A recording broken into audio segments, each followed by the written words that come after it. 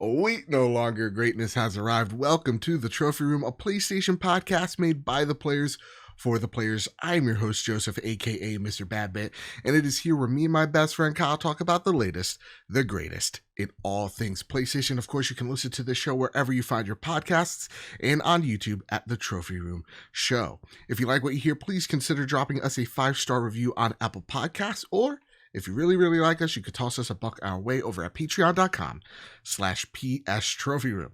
So with all that said, and with all that out of the way, the greatest co-host whoever is, whoever will be, Mr. Kyle Stevenson, how are you, sir? I'm doing great. And I want to start off the show here with a question. Sure.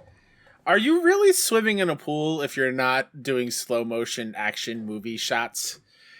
Like in the water? Like for me, I was in the pool by myself earlier. Sure. And it's an above ground pool, and I just found myself moving in slow motion and acting like I'm jumping out of the way, like Matrix style. I felt so cool, and yes, I'm a 34-year-old man, but I feel like it doesn't count if it's summer and you're in a pool if you're not doing that. I feel like you're missing out. Honestly, there has to be like, because you know, when as you get older, the joys in life just slowly fade. Absolutely, and absolutely. Like, you need a every second it drains from my body. You need that piece of childhood. Like you just need that little bit of it. So like, I definitely understand. Like I always like to pretend I'm a torpedo. You get your feet at the end of the wall, and you're like, bam, a Michael Phelps. You know. Yeah. Yep. But yeah, I miss the pool. I haven't gone to the pool for like, God, I think 2 whole years. I miss diving. Like this one's only like 3.5, 4 feet tall. Yeah. So there's not really much I can do. And if I want to be like fully submerged under the water, like up to my shoulders, I'm like basically squatting the whole time, and my quads and my hamstrings are just on fire for the most part for the rest of the day. Yeah. But it's not too bad. So that's how you've been staying cool during this whole I'm trying. Yeah. Yeah. We've been, so it always seems like for me or just anyone, it seems like you have an AC all year for this moment and it just breaks down. My AC during this 100-degree heat wave we're having here in the tri-state broke down. And it turns on when it wants to, or it'll just be fan mode. It doesn't know what it wants to be, but it sucks because I'm living on the second floor.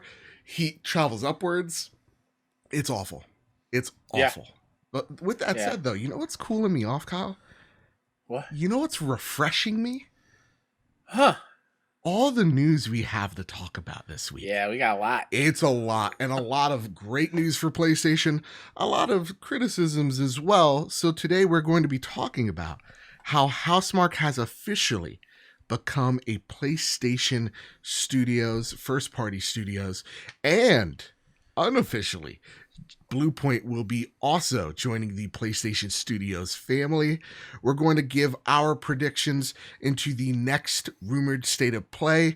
We're going to be talking about the Ghost of Tsushima director's cut, Bloober Team working on Konami, like I told you guys last week, and a little bit of drama between PlayStation and some indie developers. But before we get into all of that, it's, of course, time for our Patreon pitch. I want to thank all of our patrons over at patreon.com/PS Trophy Room. If we ever got you through a long car ride, tough day at work, this global panorama that we're still living in, please, it would really mean a lot if you toss a buck our way over at patreon.com/PS Trophy Room. And I want to thank our newest producer at the Bronze Plus tier, Brent Griffin.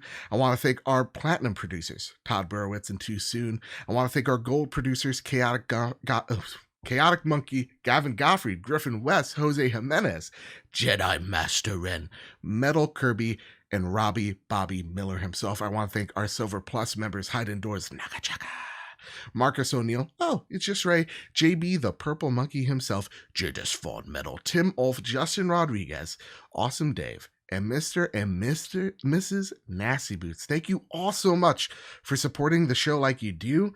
And yeah, we have no ads. We have no sofas to sell you. We're definitely not selling you Robin Hood. So trust us, we are totally fan funded. It's the reason why we look so good, sound so great. It's because of your amazing help. Kyle, you want to chime in there? Yeah, no, it's just funny you mentioned the whole like we're not sponsored or something. Yeah. Brought me to I woke up yesterday morning to a DM from DiGiorno. No I'm like, way. oh my god, we made it! Oh yes! No, apparently there was a mix up and I think the same person who does they haven't answered me yet. But Okay. I'm pulling it up right now. Please. It says, thank you for your time today. Matilda is new at Purina and in training. Your feedback on your experience will help us improve the service provided. So clearly, one, not from the supposed DiGiorno account, even though it is. It's, I guess, Purina and DiGiorno share the same person. Sure. Two, I definitely did not inquire about any dog food or dog services. And did not speak to any Matilda. The only Matilda I know is the movie, which is awesome. So I wrote back, it's like, hey, tell Matilda I hope she does a great job, but this is the wrong person. But DiGiorno, hey, I love you very much. And they haven't responded, so who knows? DiGiorno, time's a-waiting. Yeah. Time's a-wait. Let's go. We need that DiGiorno money. I'll shill out for some overrated pizza. Kyle, listen. Listen, you can yell at me at the end of this show. It's time to square up the news. And I'm going to let you choose. Do you want to do the Ghost story first, or do you want to do the acquisition story first?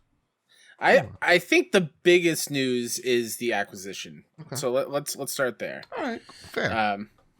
Herman Hulst over at PS Blog writes, welcoming Housemarque to the PlayStation Studios family. Today, I'm thrilled to welcome a new member to the PlayStation Studios family. I've been a fan of Housemarque since the studio's early days when they introduced Super Stardust HT to PlayStation fans. Housemarque's recent release of Returnal proves the studio is one with incredible vision, capable of creating memorable new games that resonate with our community. This edition enhances the creative force of PlayStation Studios, and I cannot wait to see what the future holds for Housemarque. And this other little excerpt comes from Ilari Kutinen, I'm so sorry, Ilari, if I said your name wrong, co-founder and managing director of Housemarque. Today is a big day for Housemarque, and it has been over 26 years in the making. Our strong partnership with Sony Interactive Entertainment started with Super Stardust HD on PS3, and since then we have made arcade-inspired games for all of the PlayStation platforms. With Returnal for PS5, our most recent release, our biggest foray into third-person action gaming solidified our voice and brand in the industry as delivering unique and quality player experiences. We are so excited to finally join the PlayStation Studios family. This gives our studio a clear future and a stable opportunity to continue delivering on gameplay-centric approaches, while still experimenting with new methods of narrative delivery and pushing the boundaries of this modern art form. Locally here in Helsinki, this also means that we will officially expand the PlayStation family to a growing industry hub and secure the legacy of the oldest game studio in Finland. Finally, what's this mean for our fans? We at Housemarque are gamers, and we have grown from the need to perfect and tinker with facets of games that we have found most fascinating. We are also not known for shying away from running our own course and trying out new combinations. With the backing of SIE and its family of studios supporting us, we can truly grow into our place in the industry and show what Housemarque can create with no limitations. We can't wait to show everyone what will be in store in the upcoming years, and we hope to usher in more lasting memories and exhilarating titles for the next quarter century and beyond.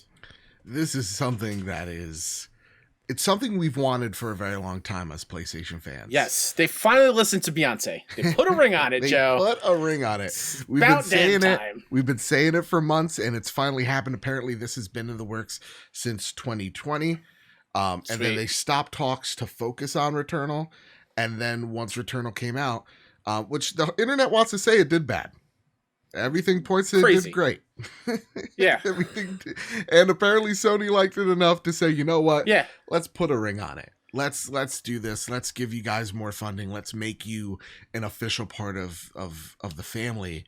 This is awesome news. I don't know. There's like nothing else I could add here other than this is amazing, right? Yeah, it's absolutely amazing. I'm very happy for the team of Housemarque. They 100% deserve it. I think what Ilari was saying in their excerpt there, 26 years in the making. They've made a game on every PlayStation platform.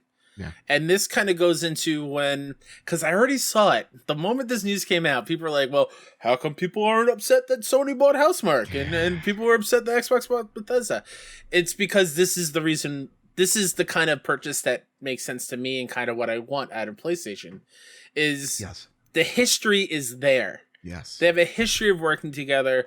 They clearly make fantastic titles of games that are put it up on the board, Dave. Absolute bangers that they deserve to have the backing so they don't have to worry about it. There was a time not that long ago that I was worried that Housemarque would not be the Housemarque that we know and love. Yeah. Right? They were trying to do their own battle royale thing, and that kind of faltered, and they famously said arcade is dead, which scared and saddened me. So I'm happy that they now have the backing both financially and just the power of the PlayStation Studios behind them to just let them make what they want to make and do what they want to do because they're incredibly talented, and this purchase makes sense, and it's the kind that I'm so into because there's that history there, and it's not like a something random snap we woke judgment. Up to. It's not like a snap judgment. Oh, we got to go buy studios. Let's buy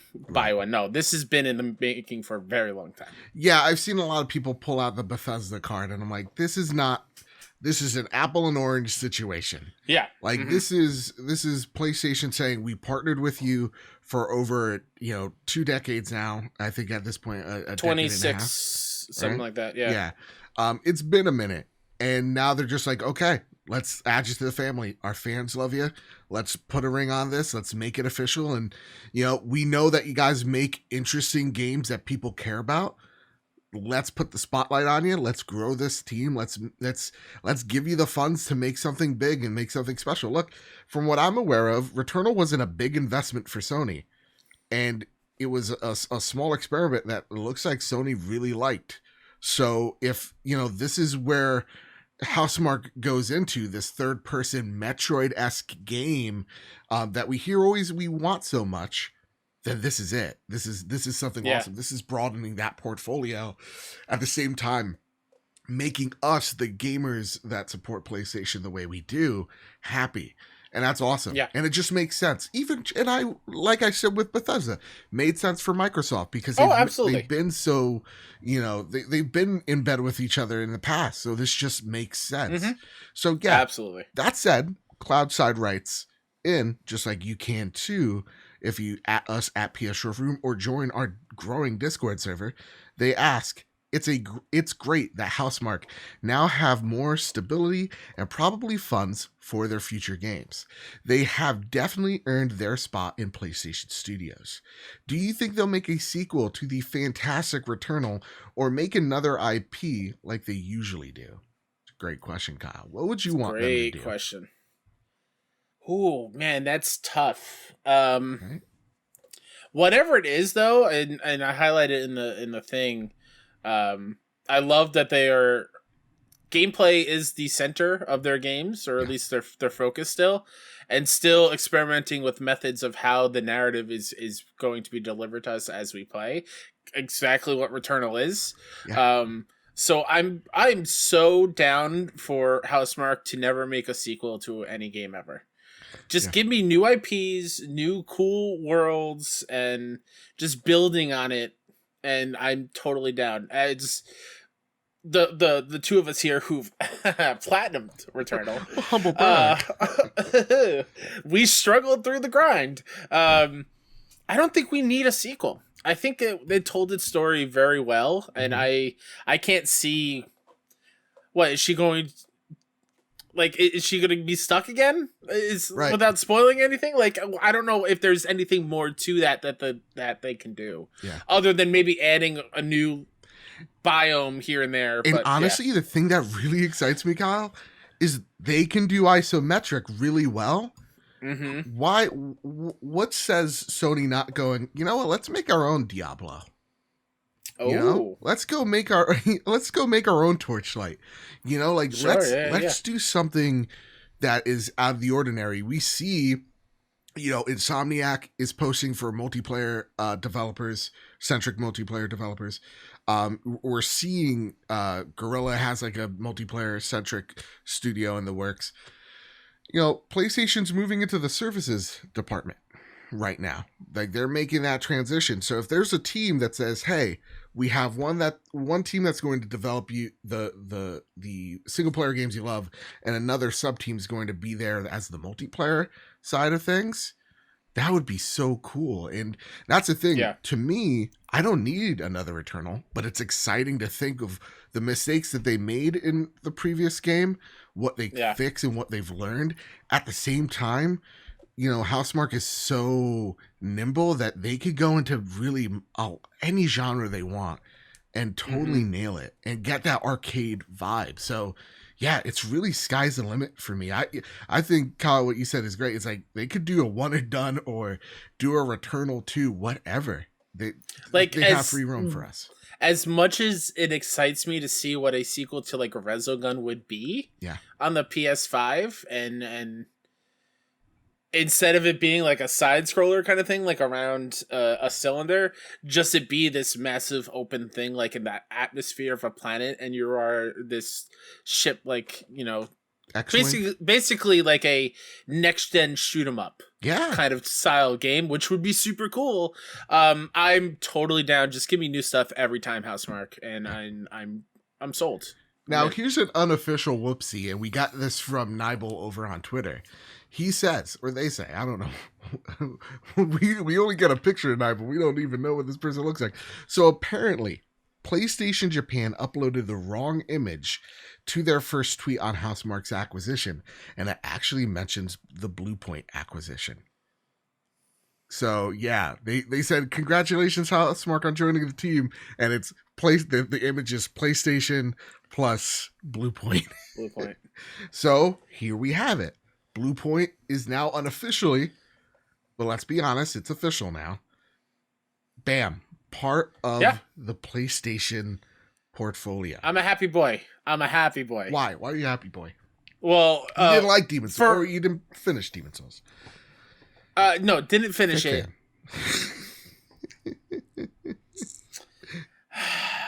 They did do the Uncharted trilogy on PS4. Why I'm happy is a couple of reasons. One, the timing of this is weird because it could have been the same kind of thing they did for Returnal and Housemarque, right? Little tweet, whatever. I have a feeling, though, that this image is supposed to be saved for whatever this state of play is going to be, and Bluepoint will show off what they're working on next, kind of thing. Do you think that? And I do. I think, like, hey, Bluepoint's joining this PlayStation Studios, and by the way, here's a hint at what they're working on next. Right. It's Metal Gear Solid. Say it with gusto, confidence, it'll happen. I mean, sure, but the second thing is what I'm really excited about is I'm totally down if Bluepoint wants to make a original new thing on their own. I'm so into people using their creativity and having that creative freedom to do so. But I'm not gonna lie and say that I'm excited if this Bluepoint thing is official and real, which it seems to be. Yeah. That PlayStation Studios now has a studio to just rework old games and make them prettier, up to date in real worlds with all the quality of life things. That makes me so happy because that makes these abandoned IPs, or not really abandoned, but like IPs that are stuck on previous platforms. So like when I think Legend of Dragoon, I think Infamous, right. I think Metal Gear Solid, I think Castlevania, I think all these other older titles that could be brought into now, breathe new life because Bluepoint are masters at what they do. Yeah. I think that's so genius and such a cool way to do like remakes and remasters underneath the PlayStation Studios. It's really them and Vicarious Visions, these studios that can take old IP, remake them, remaster them, and give you the perfect feeling of nostalgia while innovating out what needed to be fixed without it feeling like it doesn't belong. That's why I hate that Vicarious Visions is now just a support studio. Well, they're working on Diablo 2 Resurrected. So I would say, I'm happy for you, but God like, bless. God bless him. We were so close to Tony Hawk 3 in the new thing. We were so close. You got the 1 and 2. It's fine. I'm sorry, Gusto. Tony Hawk 3 is gonna happen. There you go. Confidence, Gusto, gets you what you want. So I'm excited for this. I don't think this was gonna be shown off at the State of Play.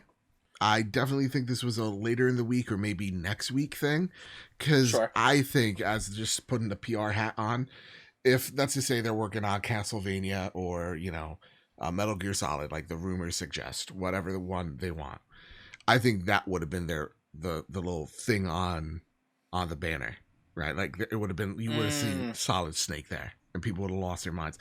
That being said, though, now that I'm thinking it is then a second party IP, because they would be licensing out that IP. So yeah, Demon's Souls would make sense. That being said, awesome. I am totally on board with this. If they want to go back and say, hey, let's see, we don't have to work on a Last of Us remaster, remake. We can just have Bluepoint do it.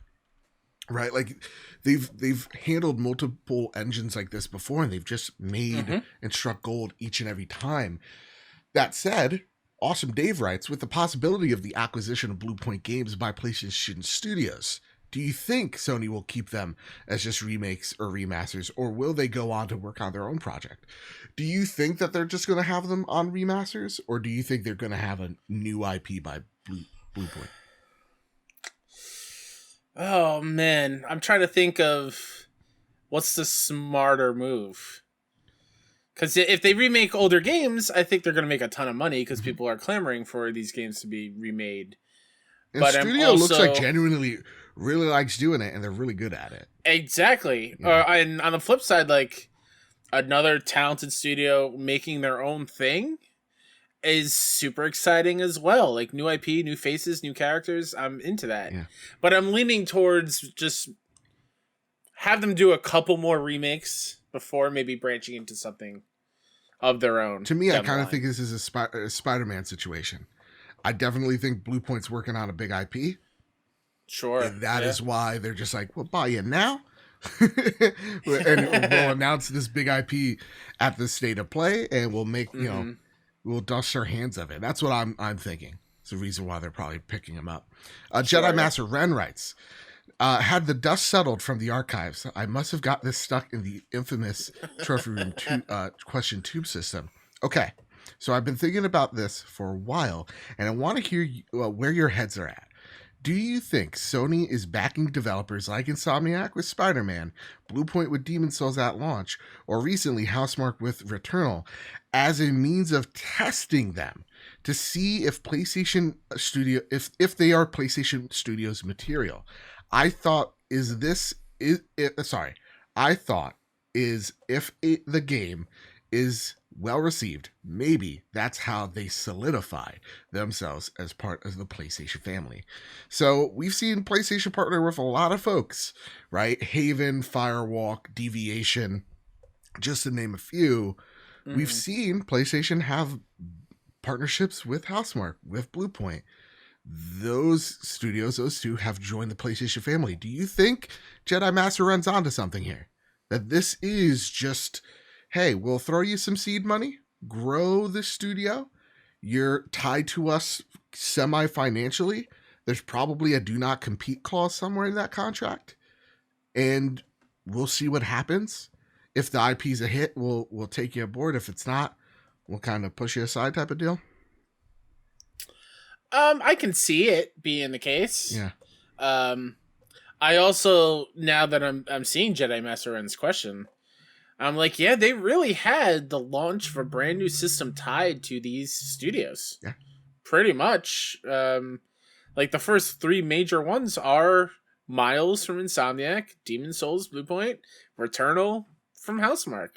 So I think seeing as how they did, and they you saying that gave me good feelings. Yeah, gave right. Me chills exactly. Same. Bit. Yeah. As he lays them out like that, like, huh? Yeah, they really launched PS5 on the backs of these three, and now all three of them are now in the studio's family. Yeah.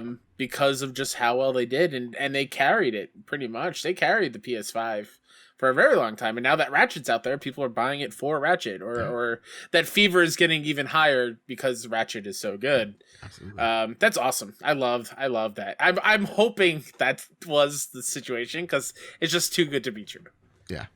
I definitely think that's the case. I think like if Deviation makes a really compelling multiplayer game, or Haven or whoever makes a game that is like genre defying in their own way or very, very profitable, yeah, PlayStation's gonna swoop in there going, okay, let's buy the studio, let's get married. And that's what I think is gonna be, that's what's gonna be happening. So I definitely feel like there is, Jedi Master makes a terrific point with like, look at all these studios, all of them deep partnerships with PlayStation, tied one way or the other to them, and bam, yeah, magic has been made. Last question about this. Gavs Godey writes, assuming Bluepoint is getting bought as well, what other studio do you think Sony will go after next? Or what studio would you like them to see go after next? I'd love to see a Square Enix acquisition. Holy shit, Gav, you went in. But that'd be a fairly big purchase, though. Yeah. That would be gigantic. That is a Bethesda level move right there. Mm-hmm. One that I don't want, by the way. Studio? Yeah, I'm okay with. Because Jim Ryan also went and said, it's like we don't want to throw money at this. We don't view acquisitions as like we want. It's not a race war between us and Xbox. Yeah. You know what I mean? So. Well, there is that rumor that the race war. I want to say a weapons race. I wasn't paying attention. I was thinking green about guy. answer. I'm gonna hate you because you're green. Oh no! Let's go to war. Boy. Yeah. There is that rumor that they're also might buy Arc System Works. I think is one of the other acquisitions, maybe, which is cool because they do Guilty Gear and fighting games, which would make sense with the Evo buying and whatnot. Personally, I would love to see them kind of weasel their way into Warner Brothers and be like, hey, what up, Rocksteady? Come on over. That's probably never going to happen, but I just love Rocksteady so much that I want them to make PlayStation games forever. That's kind of what I say. Think WB, but in the other direction. I think so. Arc System Works. NetherRealm is what you're thinking? Yeah. Yeah. I think Arc System Works is very much, we've heard the clamorings on the Twitters. Good get. Because, they, very good from what I understand, I'm not a fighter person, so someone please write in, and if we're just talking Neither shit. am I. They're really great at crafting fighting games. And they're also responsible for the Double Dragon games back in the day. Oh. And, like, the Battletoads game on, the port on Genesis. Okay. Yeah, so, like that. This is a smaller studio that I bet with these games could just use the spotlight from PlayStation, have them spotlight Evo or place there, and that would garner some traction within that series, grow that series out. The other thing that does come to mind is NetherRealm. How much in bed PlayStation is with the Mortal Kombat series just as a whole. Yeah. But the reason why I don't think it's NetherRealm or any of the big studios, maybe they purchase TT Games that make the Lego games, but I don't know. I don't even know who would want them, to be honest, because they have their little Big Planet team. I think they make a ton of money, TT, just putting it everywhere. Yeah. So for me, I definitely see out of like the WB situation, NetherRealms, just because of how tight those two are. And but when it comes to like, what is next? What is a studio that I'd like to see them, get married to? I'm kind of good. Yeah. Nothing comes to mind. Like, I whatever these small studios that they've partnered with do, I'm down for. The obvious one would be like, get Kojima because he's Kojima. But like, I don't think you need Kojima either. I think Kojima enjoys his freedom now. Yeah. We all enjoy pretending to love his game. So like, whoa! I thought you loved Death Stranding. What happened? I do. I like to throw shade. Okay. Because for years we had to defend Death Stranding, and then like now since he's gonna be working with Xbox was like, this is awesome. And I'm like, didn't you hate Death Stranding? Did you think it was a walking sim? Absolutely. Absolutely. Now it looks like he's gonna be emailing you. This game is just gonna be emailing you and texting you. The rumors are right. You know? Another partnership that I would be okay with them getting, although I love them being on their own and doing their own thing because they are truly incredible. My favorite parts of E3 is just scooping up Devolver and be like, here's this little indie publishing team that makes rad indie games. It's now underneath the PlayStation umbrella. That would be cool. And it kind of, there is a little bit of like a partnership thing there because Nina Struthers, who is the made-up CEO in the E3 Directs, she was in here's the PlayStation 5 reveal last summer. She's not a real CEO. She is an actress, and she was in that.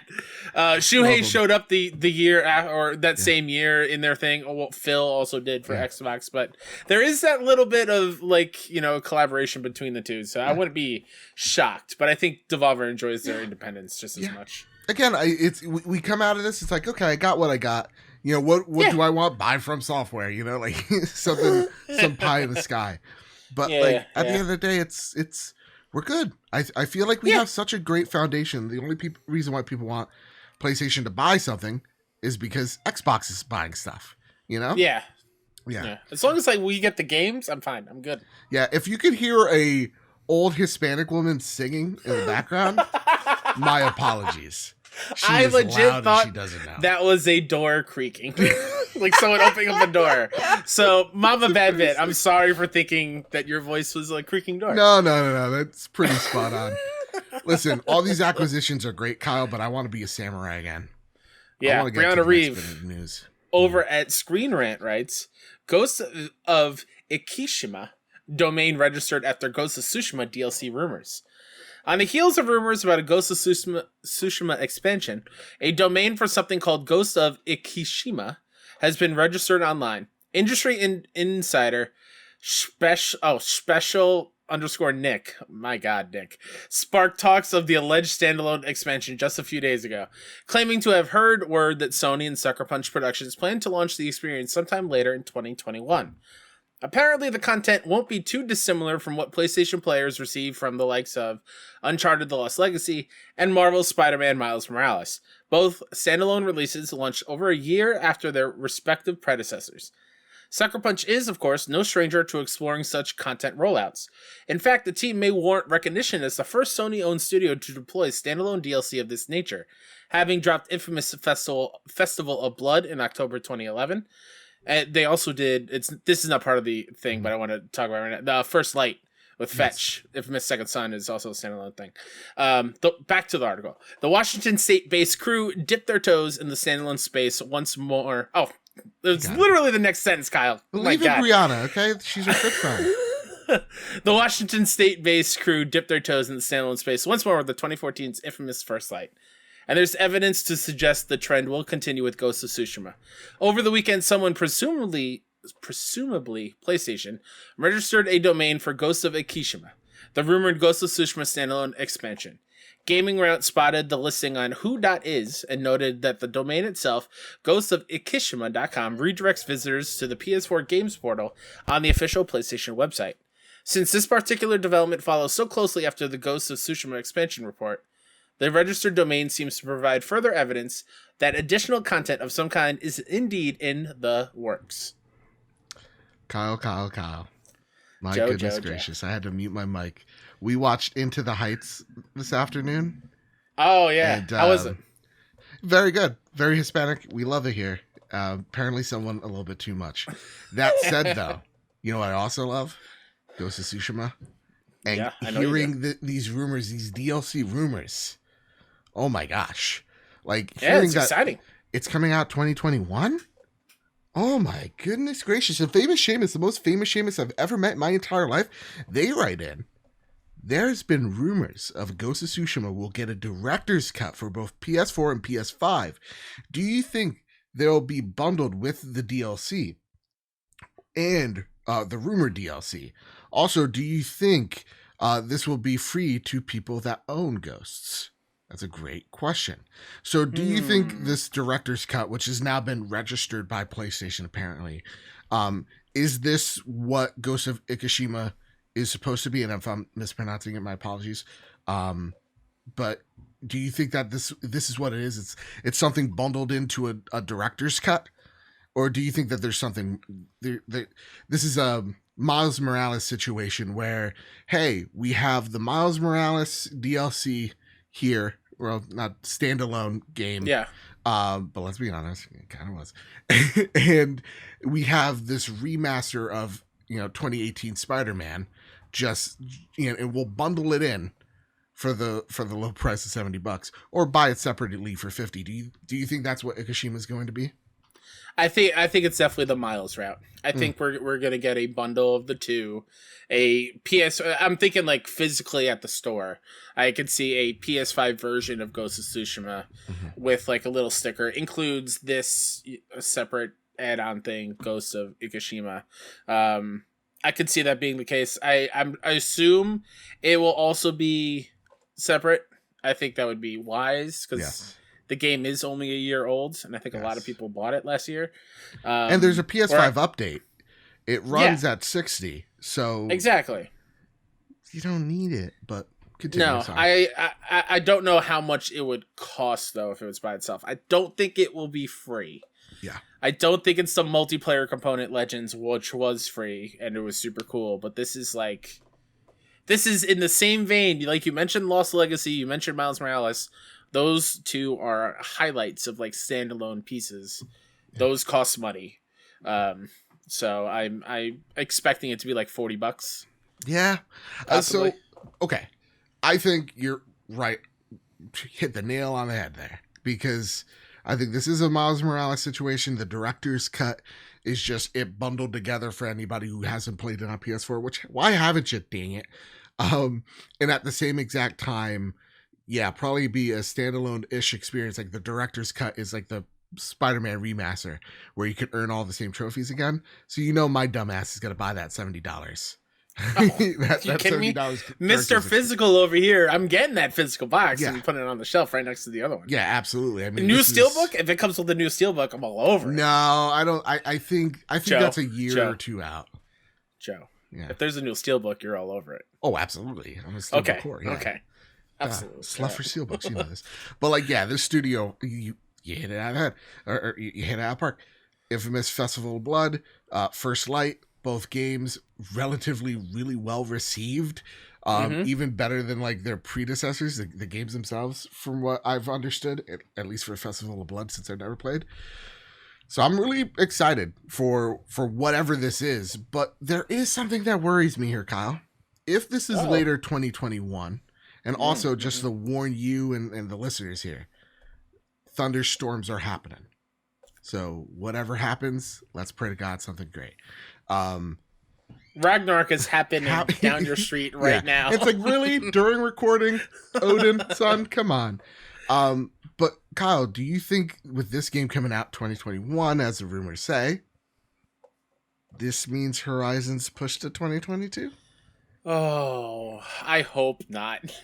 I was thinking that as I was reading it, though. Like, what is the release structure for PlayStation later in the year? Like, what exclusive games will they have for us to play that are exclusive to PlayStation 5 and in November? Right now, I can't think of any. Yeah. So it makes me a little worried because I so badly want to play Horizon this year. I so want Horizon to come out this year to avoid the discussion of Breath of the Wild 2. Yeah. I can't live through that again, Joe. I just can't. I get it. I'm hoping it's still this year. I'm hoping that this is also out this year and that they're evenly spaced apart, because now that I'm thinking about it, we did get Last of Us and Ghost a month apart from each other as well last year. So I don't think it'll hurt sales too much, but Herman, whenever you want to drop that date for Horizon, let us know. Daddy needs. And just think about it. Like, if this is the case, like Ghost of Ikishima is, let's just say, September. They really want to wow us. Yeah. Here. And then, Horizon is in November. Just think about that. In the holidays, in the span of the first year of the PlayStation 5, you had Miles Morales, Demon's Souls, Sackboy's Great Adventure, you had Returnal, you had Ratchet and Clank, you had Ghosts, and you have Horizon. Like, and by that point, Deathloop will be out, which is exclusive for a year. Final Fantasy VII Intergrade. Like, my goodness, are we eating? Like, this is great. And great time to be alive, it is multi-platform, but MLB The Show also released and just huge. So PlayStation's make a bank this year. Exactly. That would be really grand. But something tells me if it's 2021, it's gonna hurt. It's gonna hurt when Horizon's delayed to 2022. You know what would help, and we'll get into it later.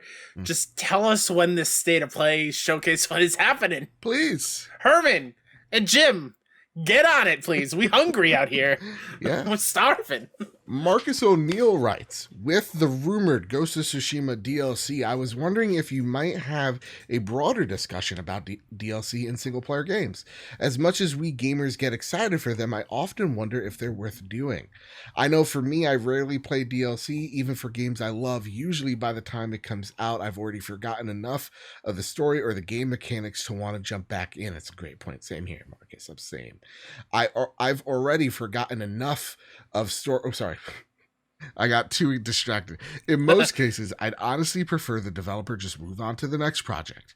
If you are a fan of DLC and what makes the ideal DLC for you, length, price, proximity to release of main game, etc.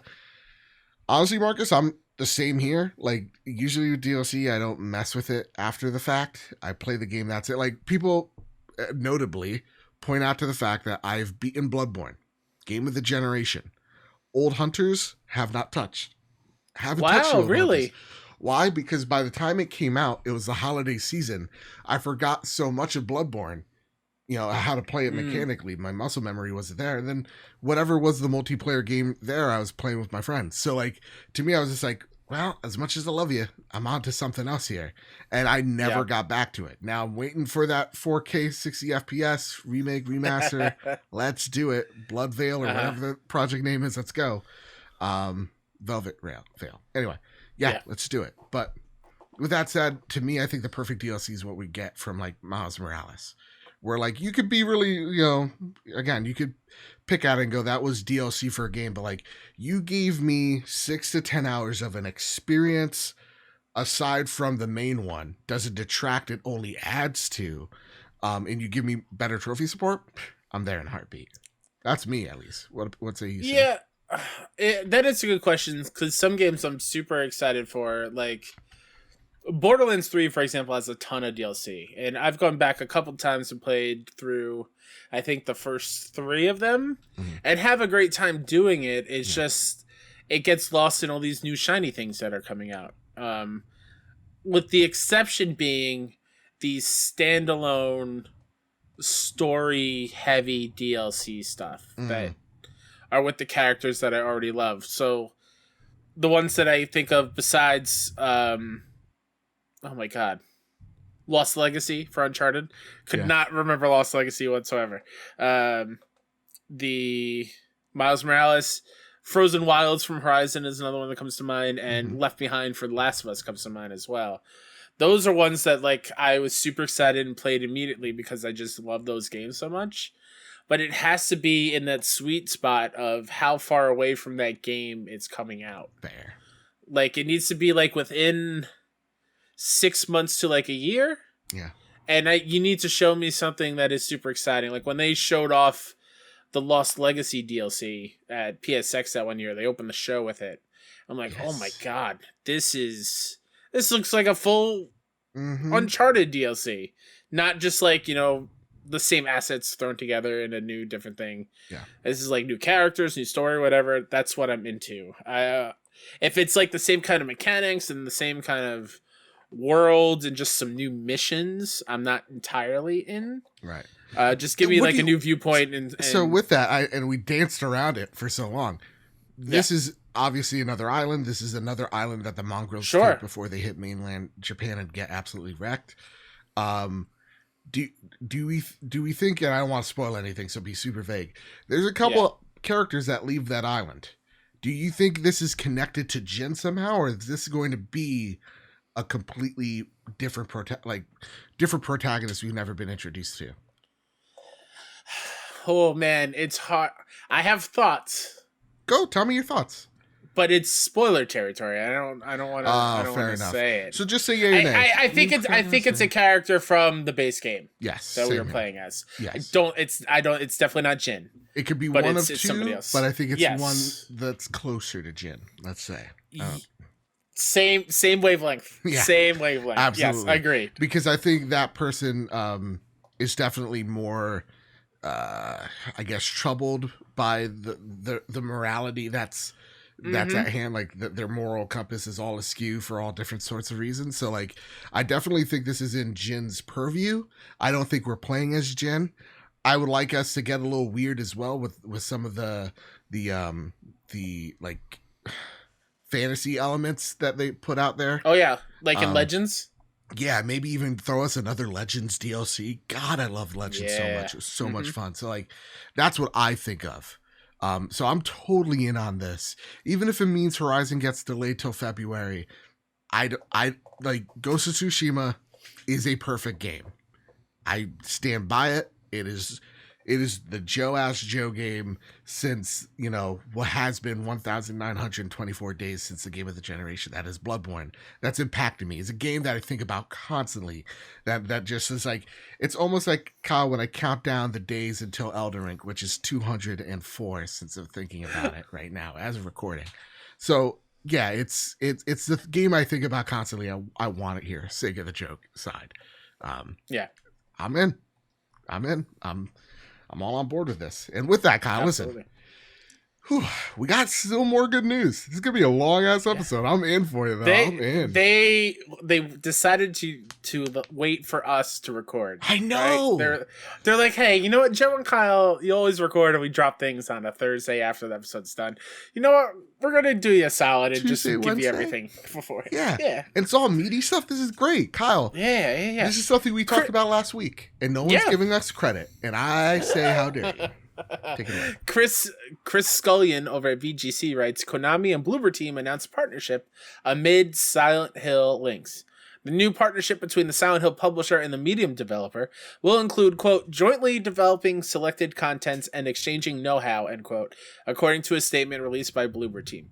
In a separate press release, Konami said it was, quote, excited to work with Bloober Team and other highly regarded development partners to produce games from existing and new IPs, unquote. According to people with knowledge of Bloober's plans, one of the projects it's working on is Silent Hill related. However, VGC understands that Konami has already outsourced at least one other Silent Hill project to a prominent developer in Japan, and there could even be more developers working on their own projects. Bloober Team CEO Peter Babieno commented on the deal, quote, it is a historic day for me and the culmination of several years of our work. The fact that such a renowned company as Konami has decided to strategically cooperate with the Bloober Team means that we have also joined the world leaders in gaming and become an equal partner for the leading players in this market, end quote.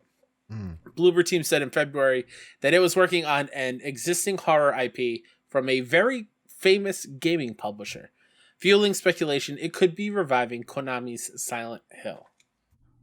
Kyle, they're working on Silent Hill. And I love what Leanna Rupert from Game Informer put out on Twitter. It's like, you can only write so many of these articles about the same story until you start losing your sanity. This is happening, y'all. And the internet pretty divisive from what I've seen about this news, because you get the fanboy stuff. It's like, they made the Medium and the Medium was a 6. But like some of their games, from what I understand, have not hit as well. Like, Blair Witch or the Medium as a good example. But then Layers of Fear, I think, does very well. Yeah. So that said, at the same exact time, our good friend Nicholas, he wrote something on Twitter going like, gang, this is what Silent Hills usually scores at. It's like 50s and 60s. So like, settle down. This is a good studio. I get it. It's not making the game of the year, but like, it's in good hands. Would we rather this not exist? Would we rather Konami be doing it themselves? Obviously not, because they lock their devs in janitor closets. I'm not kidding you. So like, yeah, this is, I think this is cool. I don't know. Someone please tweet at us. I think this is awesome. I think this is a match made in heaven. I don't know. Absolutely. What do you think, Kyle? Yeah, I think for a team that obviously loves horror games and was stoked when the Medium came out and they got like the Silent Hill composer to do music for that one and how happy they were with that. Silent Hill makes or means a whole lot to that team from the outside looking in. So if they are partnering up and making their own version of Silent Hill, whether it's made from the ground up or a remake or whatever, I'm so happy for them. And I think they're going to handle it with such a tender loving care that only they can have it because they love it so much. I think that's awesome. The cool thing about this article, though, and the other ones is the quote from Konami saying that we're excited to work with Bloober Team and other highly regarded development partners to produce games from existing and new IPs. Metal Gear Solid, Castlevania. Are we getting new of those? New? Who? Where? Who? When? How? Yes. How much? No. I think. And will they be disappointing like the pachinko machines? No, if it's Bluepoint that's making it, which like again, this is not like I have a little birdie telling me this. It's like let's use common sense. Let's use what what we've seen in front of us. Bluepoint says they're working on 2 projects. They're talking to us like they're goddamn Enigma from Batman, right? Riddler himself, and that all signs kind of point to either Castlevania or Metal Gear. Partners, PlayStation. This is it. There's something deeper here. That said, when it comes to Silent Hill, there's probably also other studios working on other Silent Hill projects. I think it says a prominent developer in Japan is another Silent Hill project. Yeah, it's being lent to. Who do you think that could be, Kyle? Anything come to mind? Because I know you're the more, you got your eye on Japan, I guess is the only way I can say. I mean, not that hardcore. Maybe it's our our host from last week, Jeff K. Knight, who's totally not Kojima. Yes. maybe Kojima just made up a fake license. Maybe it's Blue Box. Maybe it's Hassan. Who knows? It's true. It definitely. Again, I know we're beating a dead horse here. Like, come on, they have to be. They're not what they're not what they say they are. Damn it! I'm totally joking because that last week was a whirlwind. What a of all that stuff. Yeah, check out that last episode. That was a doozy. That's it, Kyle. I have nothing more to say on this. I don't know Silent Hill. Again, I don't get why people were so negative about it. Because I heard genuinely good things like about this studio. So I'm up for it. And this is Konami literally saying we're giving our IP away because we don't trust ourselves. So, right?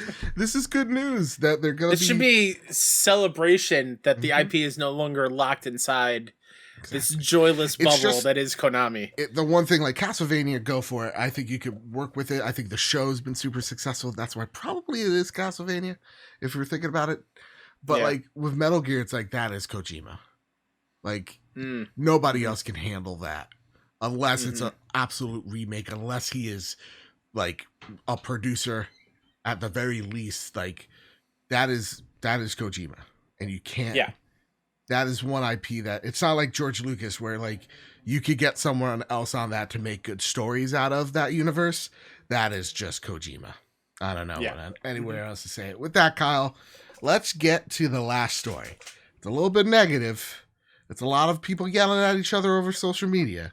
But let's see if we can't fight about this, Kyle. John Walker over at Kotaku writes, not my Captain America.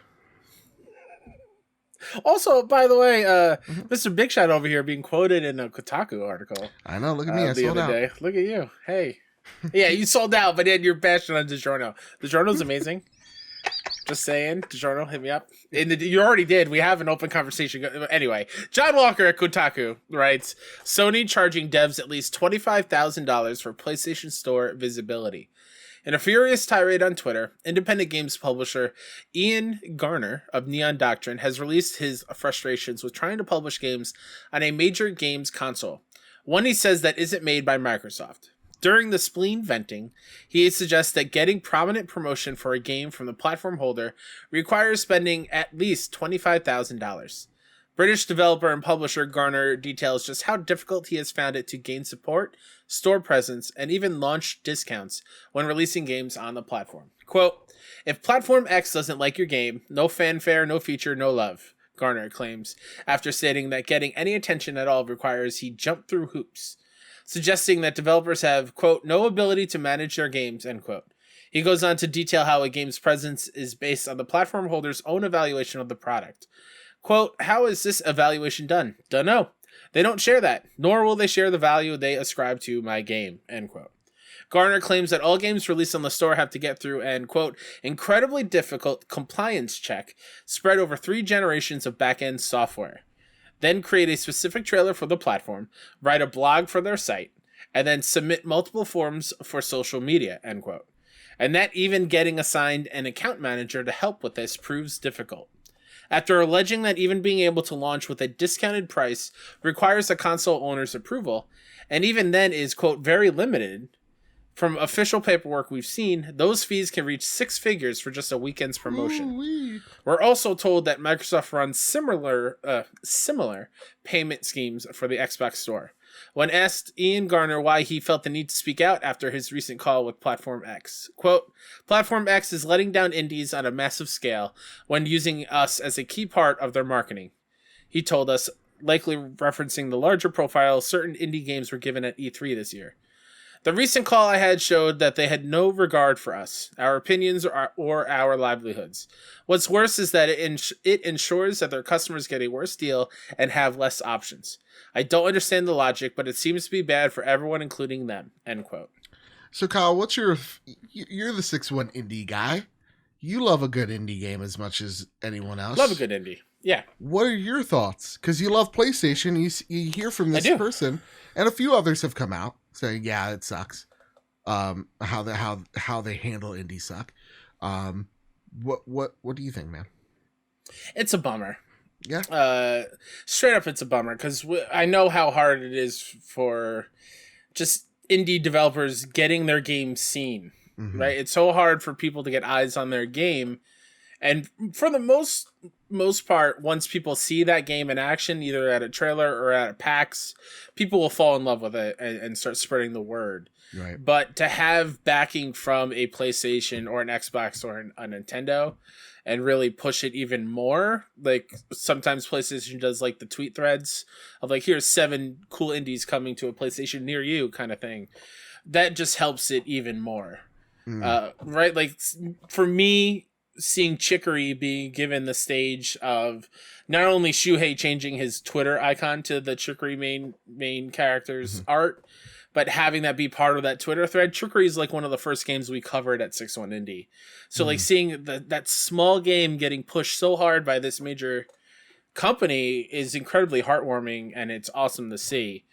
But I can totally see how having to pay a lot of money just to get that visibility, that's a big bummer. Yeah.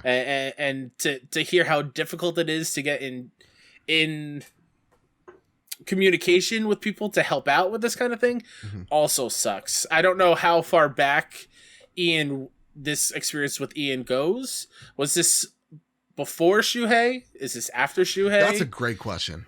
Yeah. Because I feel Shuhei is so indie forward. He loves his indie games. He's constantly tweeting about what indie games he's playing. Again, the Chicory thing. So like Chicory. I hope Shuhei is hearing this and going to change it up a little bit, or somebody in there would be like, okay, we need to do better. Someone's definitely pissed because we were talking behind the scenes before we started. It's like, dude, just say PlayStation. We all know who you're talking about. You're like, it's not Nintendo, it's not Xbox, it's someone. It starts with, it's like the plausible deniability shit is, it's a dead giveaway. The giveaway is post. Like right for their blog. Nintendo doesn't have a blog, not that I know of. Yeah. And they put the limiter of like, this platform does not have Game Pass. All right, well, no PC, no Xbox. It's got to be PlayStation. Yeah. Unless you're talking about the Ouya, it could be the Ouya. I don't know. Yeah, I'm kind of so. You know, I'm very outside looking in. I'd love an indie dev write in, let us know your experiences with the storefront and Sony and just in general, what your relationships with these big companies, these big platforms are, because we're often on the outside looking in. We don't know how the sausage is made. We just see the casing in front of us and we're like, okay, yeah, that looks great, right? So for me, I'm one side, it's like, oof, that was unprofessional of you, right? Like that was kind of classless. It was you airing dirty laundry of like, I get it, we've all been frustrated at something, but like I don't think that was the best way of doing it. But then on the other hand, it's like, well, then how else do you get people looking at this, right? Like, or taking issue with this? Ariel Knight, the creator of Never Yield, said something along the lines of like, y'all, I have a problem with all three of them. Like, this is not just a PlayStation issue. This is a Nintendo issue and an Xbox issue and a Steam issue. And I think, look, it's not to pass the buck, right? It seems like the system is definitely archaic. Like you have to have invites to, some like to discount your own game on that platform. It's a ridiculous thought. It's a ridiculous thought, and it's dumb. Doesn't make sense. Sony, shame. At the same exact time, when I hear create a specific trailer for the platform, write a blog post for their site, then submit multiple forms for social media, I'm just like, yeah, that's what I like. That's what my job is. Like, you know what I mean? Like, yeah. If I have a storefront, I want a trailer that looks good for my storefront. I want to post on a blog so that we don't have to do it. And I know that sounds lazy, but it's like, how many games? I think they said over like 60 games for just the Switch alone gets added every week. Well, even on that front, like I don't want the person in charge of writing about my game knowing nothing about it, exactly, and getting it wrong. Yeah. And so like I totally understand that, and then submit multiple forms for social media. Now that one, I don't know what they mean there. Does that mean you jumped on, Sprout Social or whatever the social media app they use and write a couple of tweets about your game? Makes sense. I don't want anybody else handling it. I'd rather it be me. So that when it's eventually misspelled, the fuck up's on me and not someone else. I also get that. But the thing is, it's the lack of being assigned an account manager. It seems like the system itself here doesn't make much sense and maybe is overrun by how many people have games nowadays. Remember 2 generations ago, no indies. They were just starting to sprout up. So I think part of the issue here is there's not enough account managers for the games that are being submitted on a weekly basis. And how do you judge if that game gets those eyes on it or gets that management, right? Is it by sales? Is it by the money that they give you up front? What's that? I don't know.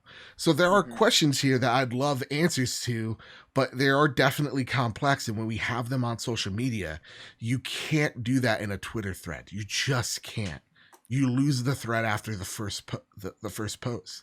When I hear about the $25,000 per ad spot, it's like, yeah, I was just like, why are you mad at that?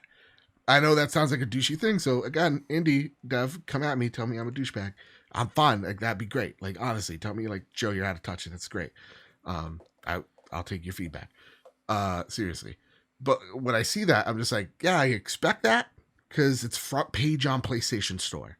Like, and at the same exact time, that sucks because indies won't have that spotlight because PlayStation has to like them. And you don't know what PlayStation's going to approve or not approve. It's the one thing that they said here, right? Is like, we have to jump through hoops. We don't know what makes it a PlayStation like certified. Like, does Shu have to look at it and like nod his head once and it's like, yes, this goes on the store, shake his head and it's not? What is that? Is it a taste by the tastemakers? Well, if that's the case, then I kind of do get it. You don't want a game that may be a little sketch on your storefront or may not be what you think is fitting to your brand. It's kind of like, hey, I bought a Mercedes and inside of it is just a basic radio. You want Apple CarPlay in that, right? You want Android CarPlay in that, right? So you don't want an app that doesn't blend well to what you're doing. And maybe that's not a 1-to-1, but nonetheless, I get that too. I just feel like one of the maybe ways of solving it is creating that separate storefront for indies and having it so that indies could compete there. And yeah, like you don't have maybe you have a super giant up there in front page, but you also have a Chicory, right? You also have like a Fall Guys or something. So that's the thing that it sometimes pop up that I've noticed in the PlayStation Store now.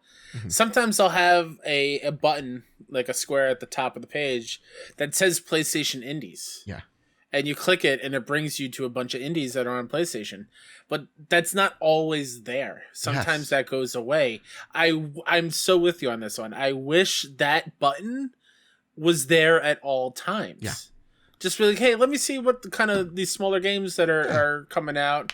And I don't mean smaller in like a derogatory sense, but like, you know, not a full $60 experience. Just let me see what's in here. Let me see if that game I played at PAX 2 years ago is on PlayStation.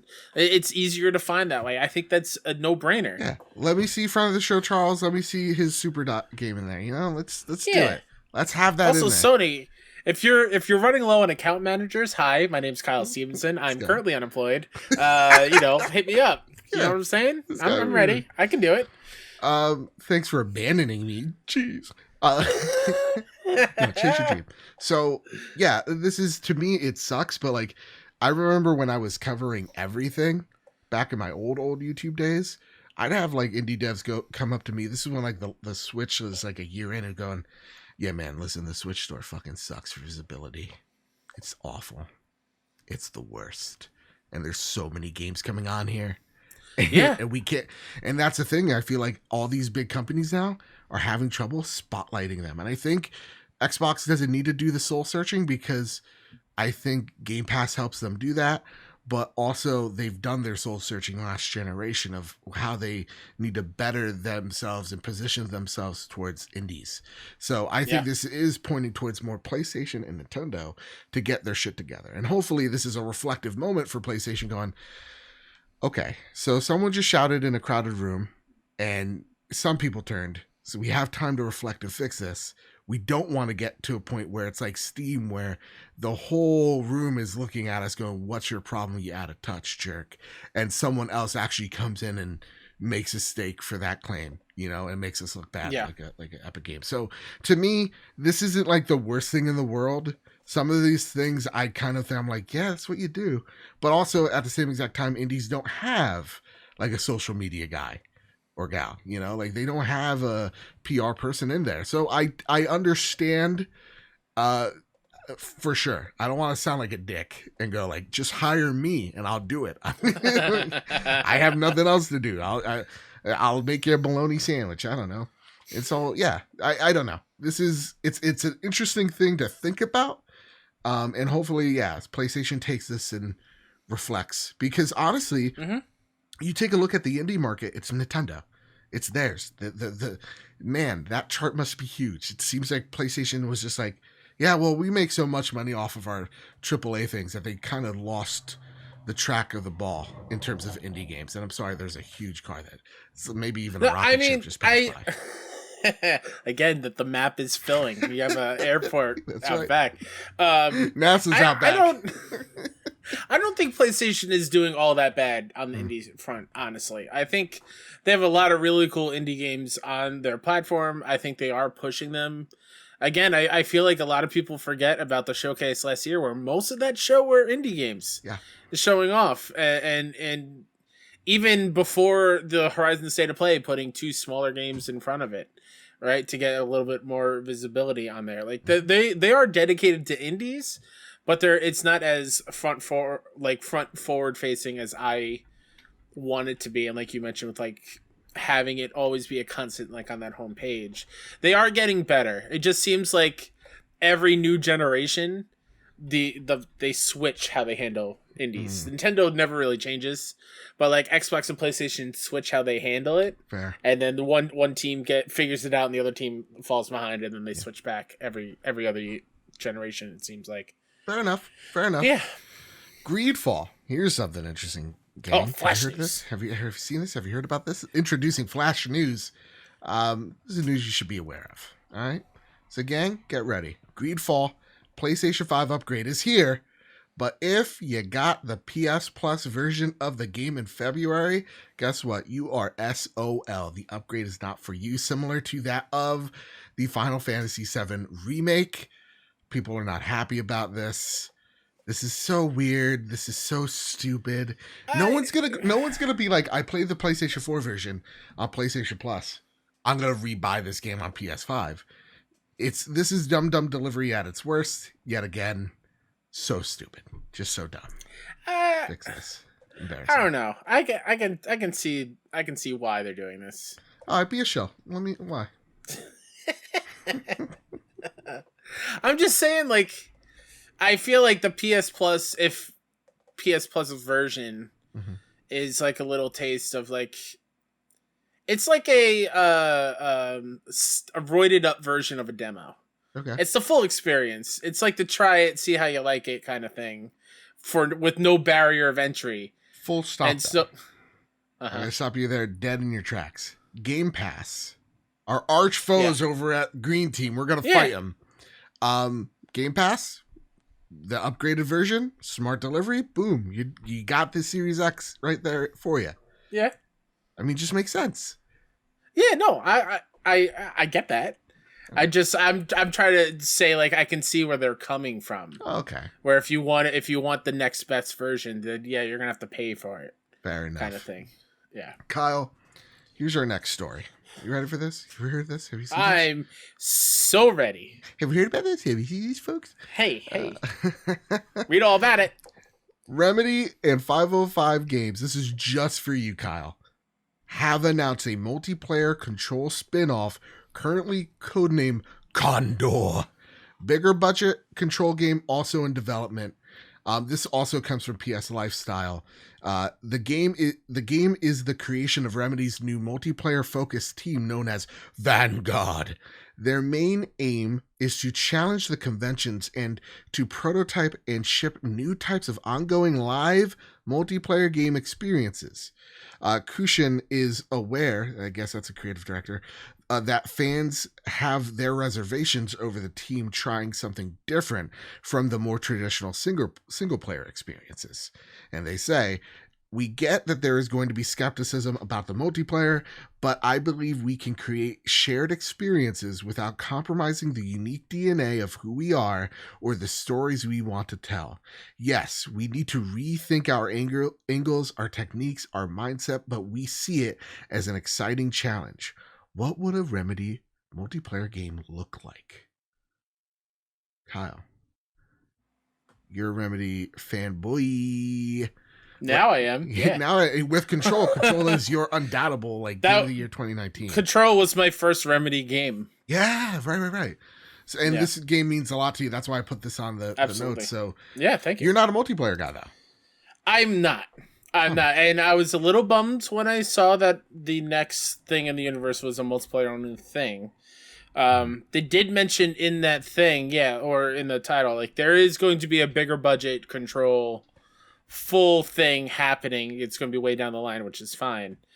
And as soon as I got over the initial sting of it being a multiplayer spin-off kind of thing, I saw on Twitter, and I was trying to look it up because I want to make sure I give this person the correct shout out. Right. Mike Burgess, who is one of the video producers over at Irrational Passions, tweeted out when this news went out, and I quote from his tweet, "Oh my God, if this is a 4-player co-op game where you're going to altered world events for cleanup or containment, sign me the F up." And yes. Mike, I am right there with you. Wow. If this is a 4-player co-op thing where we're going to different altered world events and we have to play the containment role and clear it out, and that sounds so exciting.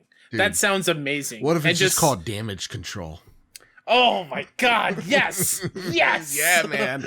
I think that is a great idea for a multiplayer game in this universe. I think it just makes so much sense. Like those altered world items that we see in Control that are locked behind glass.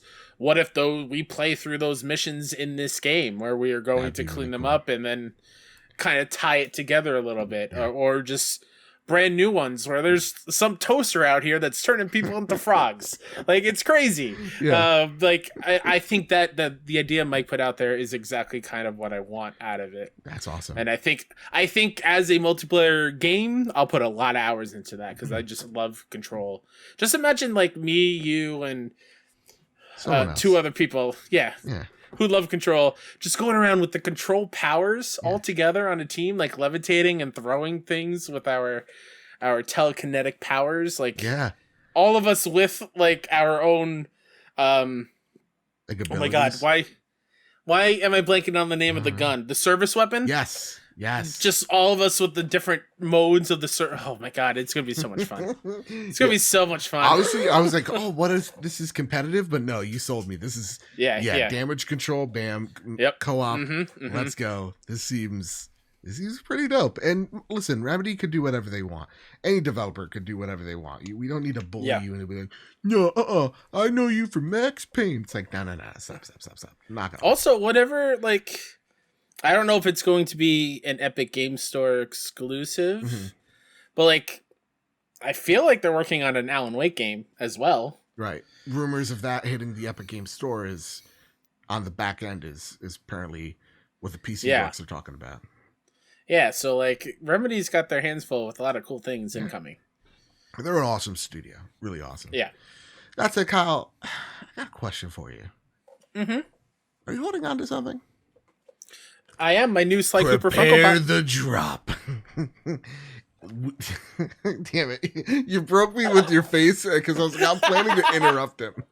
I'm tired of whenever you ask me. Yeah. I always just grab my water bottle. No, that's boring. So I made sure I had my brand new Sly Cooper Pop nearby. Yeah. And I'm holding on to it. So let's go. Prepare the drop. Here are the latest steals and deals of the week. And they are the PlayStation Plus games for July. Call of Duty Black Ops 4 for the PlayStation 4. WWE Battlegrounds for PlayStation 4. And A Plague Tale Innocence PS5 version only. And when I tweeted this out, people are like, what is this game? And I'm like, how dare you, sir? Whoa. The critically acclaimed adventure game releases on PS5 with native 4K native resolution, targeted at 60 FPS, highly improved visuals, fast loading, and makes the debut onto the PlayStation Plus.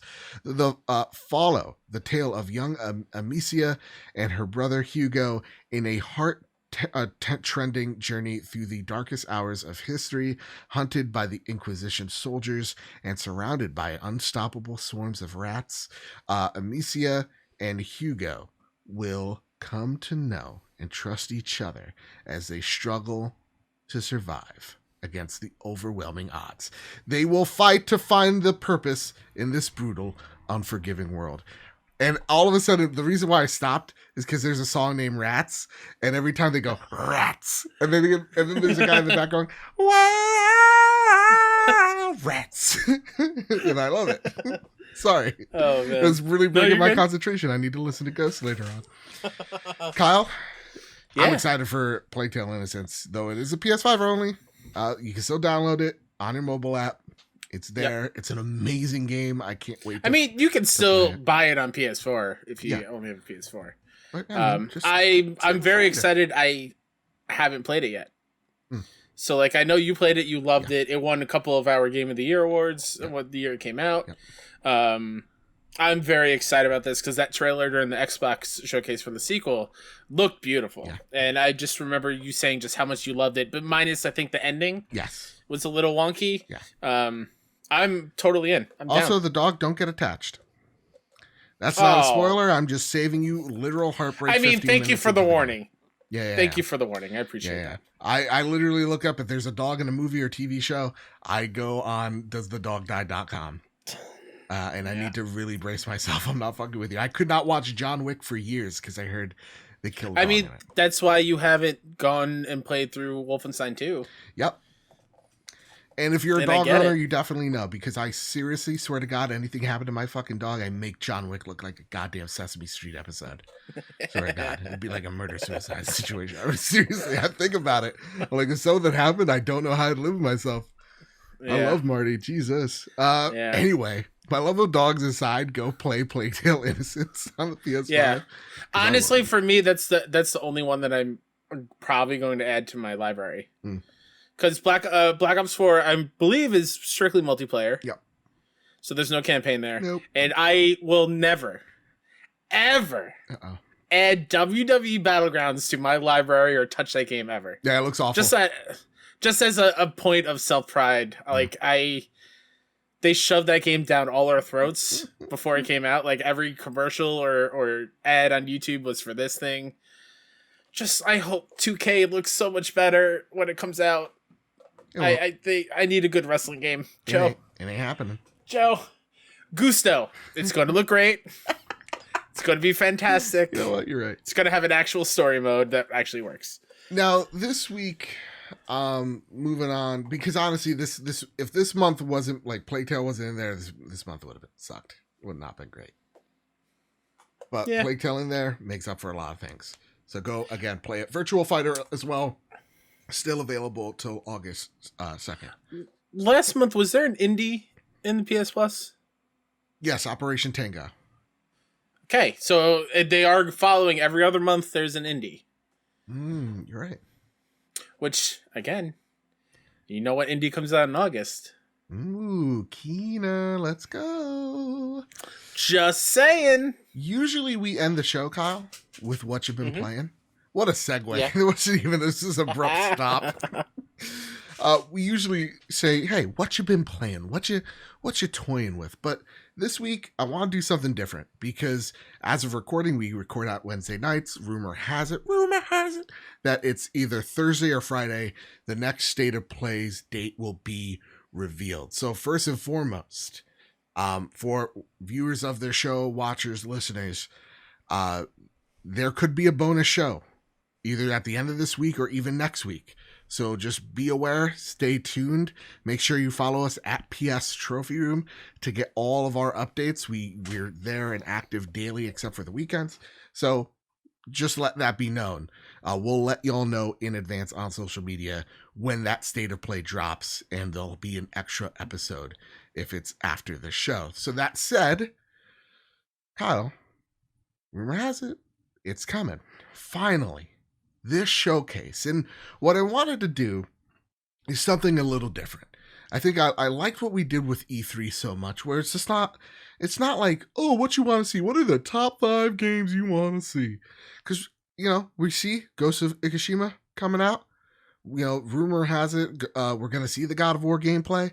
Probably get that Horizon release, which again, these are things that we've said in months prior. Why isn't anybody taking our gosh dang word for it? Herman, release the date. Release it, damn it. So I'm not going to sit here and ask you, what do you want? Because honestly, what I'd like to see is new IP, right? And what new IP would I like to see? Like, oh, I want a shooter. I want an RPG. I don't care. Wow me, amaze me. I want to know, what's your feelings walking into this State of Play? What's on the line here? Because Xbox had a amazing Xbox and Bethesda showcase. I thought Absolutely. It was great. And as like an old time Halo fan, I am loving what I'm seeing out of Halo Infinite and all that jazz. We don't do the console war stuff here. It's great, genuinely great stuff. So what is on the line walking in for that you see PlayStation walking into with the State of Play? I feel like there's a lot on the line for them, and I'm usually the more reserved one out of us when it comes to it, just like show me cool stuff. But with their decision to not back out of E3 or to not be at E3 yet again, and seeing outside of Microsoft, as far as the big companies go, Indies killed E3 and carried it on its back easily. Yeah. But seeing it at how lackluster overall E3 was this year, I feel like PlayStation needs to give us a solid to amazing show. Like, I feel like they need to hit it out of the park to make up for the fact that E3 was a little bit on the down end. Right. And we're waiting to hear about a lot of big things still.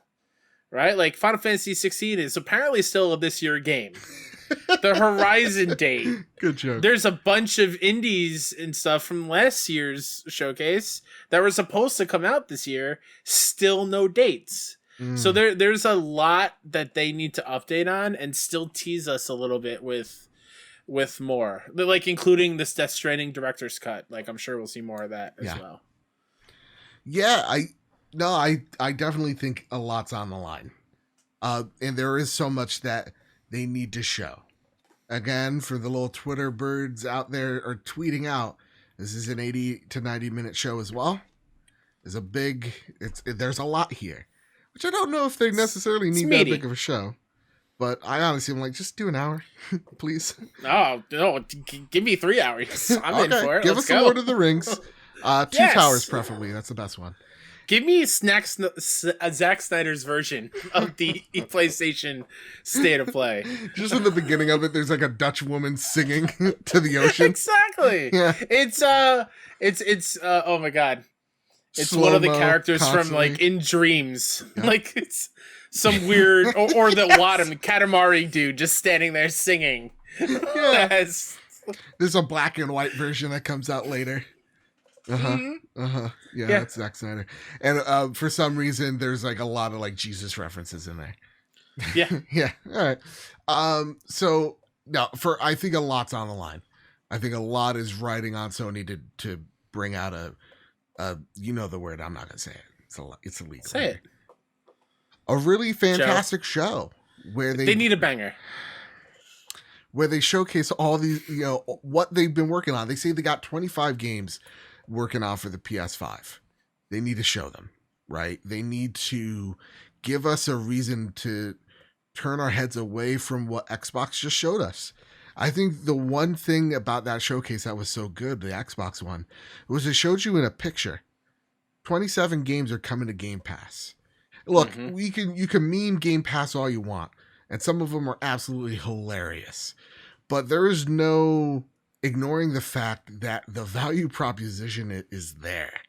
Like if you're telling me AAA games are going to be there, $15 a month or $9 a month or whatever, that is a value. And one major one every month, it seems like, for the foreseeable future. Until November. I think they said they want a AAA game every quarter. Like that is a big that's a big mountain you got to cross, or whatever. Like that's huge. So for me, I think PlayStation has to show us stuff. Undoubtedly they will. That's going to turn our heads away from Microsoft and go, whoa, okay. Like I don't mind spending money on games day and date. Don't mind it. Like God of War. Oh my God. Day one, take my money. Sony is not in a position that they need to make their games, put them on the service day and date. You don't. They're kind of like MCU movies, right? They're an event. I take a look at Horizon. I'm like, yeah, I'm buying that game. I don't care. So they don't necessarily need to go tit for tat there, but I do think they need to reinvigorate PlayStation Now in a major way, because as much as that service is, it's plagued by its launch, which is not great. Like the service is okay. It does what it needs to do. It does it all right. It doesn't do it amazingly. It doesn't do it horribly from where I'm located in the tri-state area. But they need to reinvigorate that service, and they need to give us a reason to. And we talked about indies earlier. Give us the PlayStation Pass. Give us these indies that identify with your brand, spotlight them, and then you have all these multiplayer games, right? That Insomniac's working on, that Naughty Dog's working on, that Guerrilla's working on. Firewalk, Deviation. These could be games that you put on these services. Just like when we take a look at, I know I'm a broken record because I say this all the time. You take a look at Disney Plus, you have Pixar movies that like Luca that come in day and date, and then you have movies like Black Widow that are a premiere to the service. You need a service out there that is on par with what Game Pass is offering. Not on par, sorry. An equivalent that isn't a one-to-one, because it can't be. So for me, I think that's the one major thing that PlayStation needs to show. and there needs to be a benefit for PlayStation fans. There needs to be a good reason for us to get it. So like whether that is discounting games like Ghost of Ikishima or God of War, to just putting the back catalog, your PS1, PS2, PS3 games in there. Like they have they have the IP to do this. Just do it. And that's what I want to see from PlayStation. They have a lot to prove here, but I think undoubtedly it's going to do well. I just want them to future-proof the brand, because as much as we don't see streaming as I'm not playing xCloud, right? I think it's right now it's not great on my iPhone, right? I'm not playing PS Now on my iPhone. It's not happening right now, but it's going to be in the future, and these services are going to be here. I want to make sure that PlayStation's future-proofed, because this is the ecosystem that I go to. Look, I played, what was the game? River City Girls on Game Pass. I loved it. And I went to buy it on PlayStation. This kind of goes back to what we were speaking to. No sale. $30. I was like, oh, too rich for my blood. All right, maybe next time. And put it on a wish list. But like, I want that type of service. There's so many indie games that I'm not aware of on this service that I think a streaming platform would just fit so great. So I want to see what they have cooking on the services front. That's what I'm expecting. That's what you're expecting from me, at least. Because I think when it comes to the games, there's no way that Naughty Dog's not going to show us something that we're like, whoa. Even if it's like the Last of Us remake part 8. I don't know. Like, no matter what it is, yeah, everybody's working on an extra game as well. Like, these studios, PlayStation knows what it takes to make a good AAA game. It seems like they've done no wrong so far, at least to its fan base, like us. And they don't need to prove it with games. I think where they need to prove it with is with services, because when you see the value proposition that's at hand here, it's very easy to put an ad, go, hey, 100 games, $10 a month, and parents turn their head at that going, what? I get to shut up my kid for that much? All right, let's go for it. And have it curated. PlayStation's really good at curating things. Sometimes your brain, when it comes to like kids and family, is so stuck in the 1940s and 50s. Like, let's get my kid just away from me for hours on end. I don't care what. Just take him away for a while. Yeah, I mean, that's the point. Like, okay. I mean, I guess. I don't know. Like, listen here, you dork. I need me time. And then you shut I don't care what it is. Just get out of my face. Exactly. How much you need? Yeah, that's what my dad did. I came out. Well, okay, point proven. So yeah, I just think the services is what I'm expecting.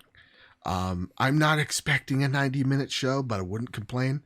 I'm just expecting to see, I'm just a simple man with simple tastes. I'm just expecting a Bloodborne 2. Okay. I just think about it. Okay. Bloodborne remake, Bluepoint. The only ones I trust. I don't know. Is there anything that, like, all right, now let's do the pie in the sky. Is there anything that you'd like to see, like, IP-wise, make its return? Pie in the sky. Pie in the sky. Pie in the sky. Get crazy. Take your top off, Kyle.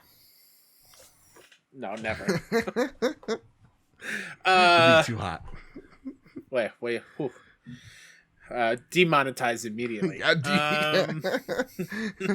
Jeff Bezos knocks on my door and punches me in the face.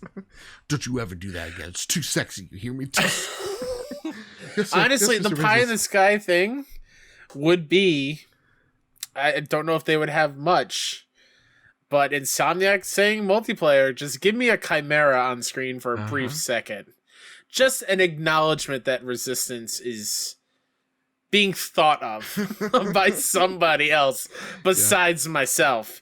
I think that would be awesome. Or even like Gabe Logan, right? From Siphon Filter. I think that would be super cool as well. I don't think I'm getting my Legend of Dragoon from Bluepoint. I think that's far down the road. What if it is Castlevania? Castlevania would be dope. That'd be super cool. And it's kind of like, because if you like, Bloodborne's often thought of as like, this is a modern day Castlevania. So like, Bluepoint's shown they can do it with Demon Souls. Okay. Okay. That would be cool. Yeah, I just want some sort of acknowledgement of a long franchise that hasn't been around for a while just coming back. I think in any form, I think that'd be super cool. Fair enough. Fair enough. Yeah. I'm excited. The future is bright.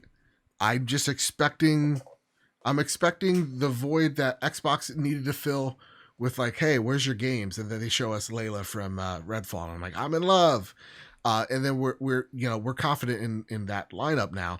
Now all PlayStation needs to do is, like, get us confident in your services. I really think that's the key here, and I think that's what they're going to answer. That's what they're going to answer this year. I definitely think that they need to. Because, again, that value proposition, it may not be, listen, Sea of Thieves ain't for everybody, right? Halo, whatever. But, like, to the average Joe that don't know, yeah, like $10 a month for how many games? Okay, go for it. That's something that I think PlayStation ought to be a little bit more, I guess, aware of, you know? Yeah, for sure. That's it, Kyle. Wow. Mm-hmm. What a show, dude. My goodness gracious. We got through all of that in no time flat. I know. Damn, Daniel. Some say we're professionals. Some say we're really good. Honestly, I tend to agree with them. So, DiGiorno, if you're listening. Give me your stuffed crust. You got stuffed crust, right? Hell yeah, they do. It's pepperoni. Delicious. They have 3 meat stuffed crusts. Whoa. Pepperoni, sausage, and a beef. What?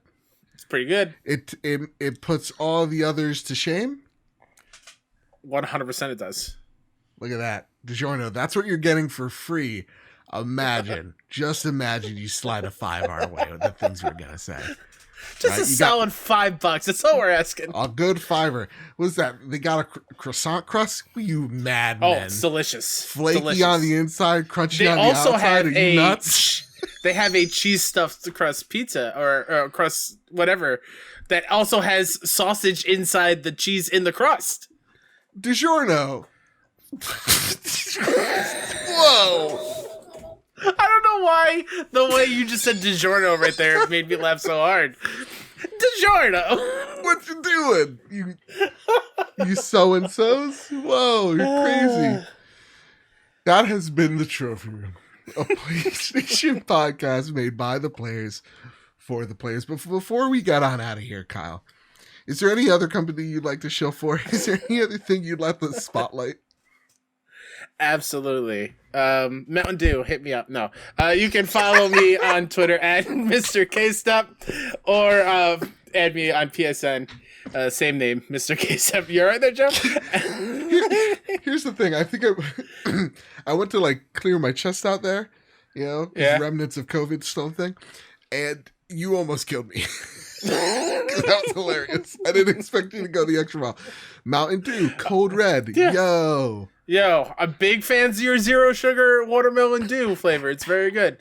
That's Mr. K-Step, MRKSTEP. I should probably start doing that more often, spelling it out. If you want to learn about all the rad indie games that are coming up, go hit up 61indie.com and follow us on Twitter at 61indie, SIXONEINDIE. Also on YouTube and Twitch by the same name. I streamed Resident Evil 2 Remake, the Claire story for the first time ever last night for about 4 hours. Had an amazing time with that game. Probably my best solo stream I've ever done. Wow. And I'm very excited to keep streaming more and get better at that. So you can check out when I stream. It's usually Tuesday nights over there. You get a bonus stream of me, I think, on Friday because because the chat did enough things to defeat our evil boss that is on stream. They killed the HP bar by following and subbing and whatnot. So you get an extra stream from me this week. I don't know what I'm playing, but check out my Twitter out, whatever, and I'll have it up in no time. No time? There we go. That was weird. My brain just like, you know what? Shut off. I'm thinking of more corporations to like, what's another thing that Fancy Feast is Fancy Feast still on? Oh man, Poland Spring. It's so crisp. Who would have thought water could taste this great and hydrate me at the same time? Whoa, 100% natural spring water? No way. Patreon. I can't believe it's butter. Listen, patreon.com/PS Trophy Room avoids us from shilling out and selling out. Nay, not selling out, buying in. So with that said, patreon.com/PS Trophy Room really helps support the show that way. You can follow me at Mr. Badbit on Twitter, at PS Trophy Room, all one word, on Twitter to get the latest updates for the show. And to note, Kyle, before we head on out, we are up for awards, sir. The Podcast Awards, the People's Choice. Okay, that's right. That's right. Oh, I'm honored. Here's the thing. Why are you keeping this a secret from me? Because I literally just did it last night. Oh, okay, sweet. I literally did it last night. And so, yeah, this is a thing we're doing. We're up for best games and hobbies. Don't know yet because the voting starts literally as the show goes live. So link in the description. We need to beat all these other podcasts. Because here's the thing. Usually I wouldn't care about any of this stuff. But I paid $30 to enter us in. You go, Joe, why did you do that? That sounds stupid and irresponsible. Nay, if we win, we get a trophy. So, exactly, Kyle. So we can't be the trophy room without a trophy with our name on it. Exactly. Look at that shelf. Look at that. It needs to have a trophy somewhere in there. Okay? All right? We need this trophy. It ought to be platinum. Yeah. We need to win. I've been told by reliable sources we can win. Nay, should, and will. And I've never been wrong before. We said it with confidence. We said it with gusto. It needs to happen. Link in the description.